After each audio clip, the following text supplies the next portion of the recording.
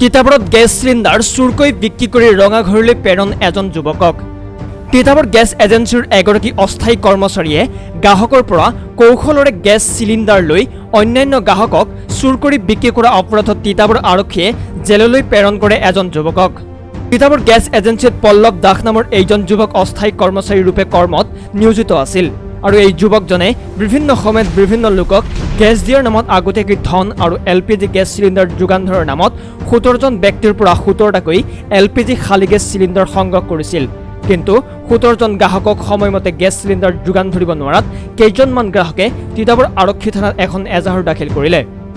যুৱকজনে গ্ৰাহকসকলক গেছ যোগান ধৰাৰ পৰিৱৰ্তে গেছ চিলিণ্ডাৰ কেইটা কোনো ব্যক্তিক অধিক দামত বিক্ৰী কৰাৰ অভিযোগ উঠিছে। মানুহক চিলিণ্ডাৰ দিবলৈ আছে ন 17 পইচা কিমান দিব লগা আছে? কাৰ্ডাইন থোৱা পইচা 6জন মান আৰু বহাগৰ বিহু আগৰ কথা। ইমান দিনলৈকে চিলিণ্ডাৰখিনি কি কৰি থৈছিলে? চিলিণ্ডাৰ মোৰ নাই, চব হেৰালে। তিতাবৰ আৰক্ষীক গোচৰ দিয়া কথা জানিব পাৰি যুৱকজনে কেইবাদিনো পলাতক অৱস্থাত আছিল। তিতাবৰ আৰক্ষীয়ে গোপন সূত্ৰৰ পম খেদি যুৱকজনক নিজ গৃহৰ পৰা আটক কৰে আৰু আজি জেললৈ প্ৰেৰণ কৰিছে। তিতাবৰৰ পৰা সাজিদ হুছেইনৰ ৰিপৰ্ট, টাইমছ গুৱাহাটী।